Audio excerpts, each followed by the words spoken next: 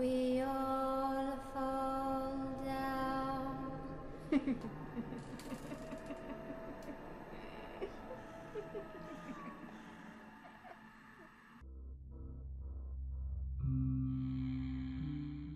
Il est quelle heure maintenant? 22 heures? Attends, je lis mal. Non, 23 heures.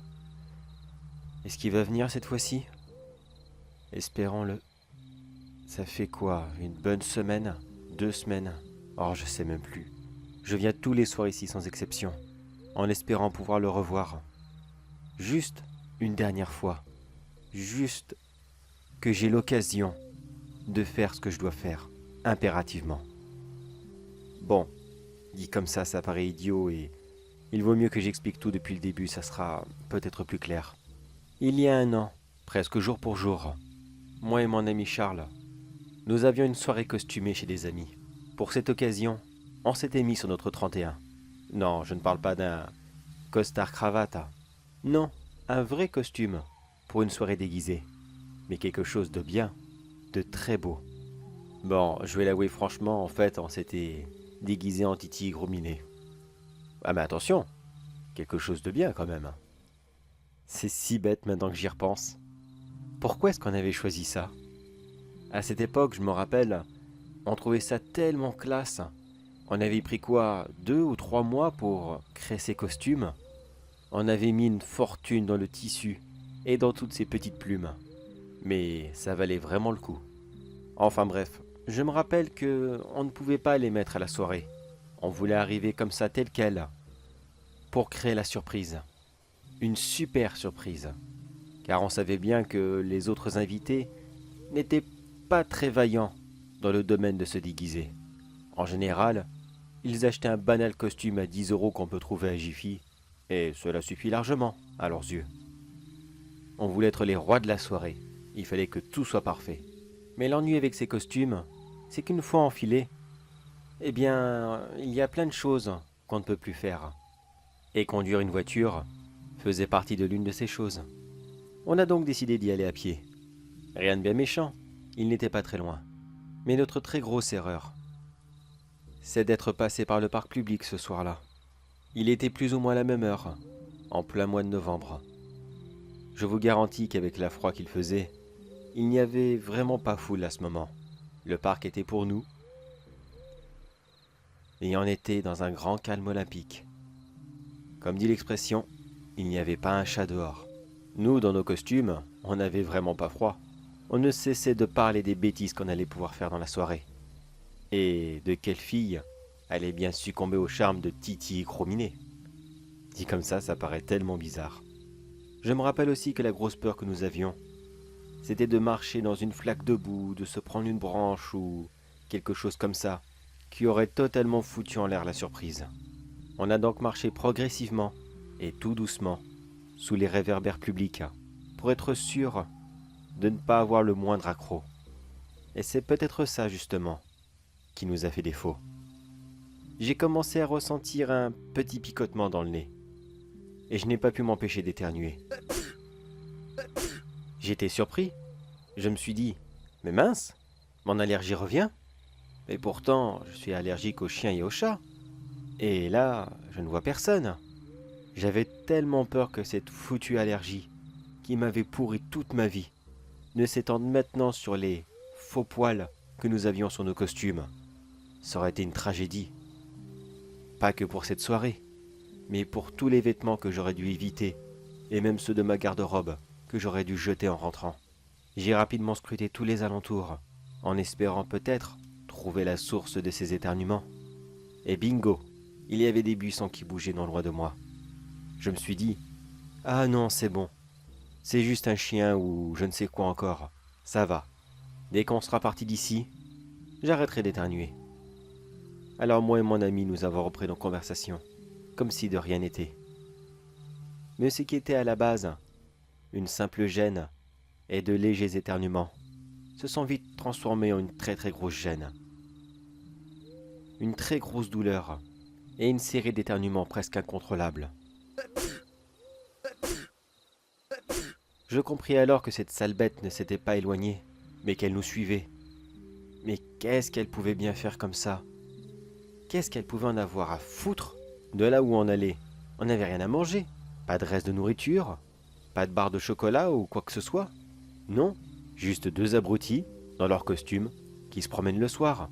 Alors qu'est-ce qu'ils nous voulaient comme ça? Je me rappelle qu'on avait beaucoup de mal à la voir, déjà parce qu'il faisait nuit, et surtout parce que cette créature, quoi qu'elle était à ce moment, ne cessait de passer d'un buisson à l'autre, à très grande vitesse. On s'est donc dépêché pour aller dans une zone où la végétation était plus rare, et elle était obligée à ce moment de se montrer. Et quand cela fut chose faite, on a été surpris et effrayés de voir une créature plus grosse qu'un chat, mais plus petit qu'un chien. Enfin, un chien de taille moyenne, bien sûr, style le labrador. Mais il ne ressemblait à rien de cela. Ni un chien, ni un chat. On aurait dit un croisement parfait des deux, comme un hybride, sorti tout droit d'un film d'horreur. La créature avançait très rapidement, d'énormes yeux injectés de sang, une immense mâchoire qui devait facilement faire la moitié de sa tête, d'immenses pattes puissantes qui auraient pu facilement décapiter n'importe quel animal de sa taille. Quand on l'a vue, on s'est tout de suite enfui, et la créature a couru encore plus vite qu'elle ne l'avait fait. Elle voulait nous rattraper. Qu'est-ce qu'elle nous voulait exactement? Je ne voulais vraiment pas le savoir. Je me souviens avoir tenté d'arracher mon costume à un moment. Mon téléphone était en dessous, et je voulais appeler police secours ou n'importe qui d'autre, mais je ne pouvais pas l'atteindre. Et surtout, j'avais beaucoup de mal à courir avec, mon ami aussi d'ailleurs. Je voyais qu'il était handicapé dans ses mouvements, mais ils étaient beaucoup trop bien conçus. On ne pouvait pas les enlever tout seul, et on ne pouvait pas non plus prendre une pause pour se les enlever mutuellement. Alors j'ai vite laissé tomber, et nous avons continué notre course, jusqu'à ce qu'on entende au loin les aboiements d'un chien qu'on ne voyait pas encore. L'instant qui a suivi, la créature avait disparu. Elle avait visiblement peur des chiens, ou alors elle ne voulait pas livrer un combat trop difficile ce soir. Quoi qu'il en soit, ce petit instant de pause nous a permis de courir dans des toilettes publiques et d'essayer de nous y enfermer. Malheureusement, vous avez déjà essayé, vous, de fermer des toilettes publiques à clé? On ne peut pas, ils sont publics. Alors on s'est empressé d'essayer d'arracher nos costumes, une nouvelle fois. Je tenais la porte, pendant que mon ami, lui, tirait dans tous les côtés. Il essayait tant bien que mal d'accéder à son téléphone, mais rien n'y faisait. J'ai donc lâché la porte pour essayer de l'aider. On s'y est mis à deux pendant, 10, 15 minutes, mais sans succès. On était tellement pris dans la panique qu'on avait oublié les bases de comment on mettait un costume. Je ne vous parle pas de la fermeture zip dans le dos. Non, les nôtres étaient un peu plus sophistiquées que des costumes banals. Les fermetures étaient si bien dissimulées que même nous, on n'arrivait même plus à les retrouver. Et c'est au moment que nous étions pris dans notre élan qu'on a entendu la porte s'ouvrir très lentement. Et mon nez s'est remis à me piquer. Et les éternuements aussi ont suivi de plus belle.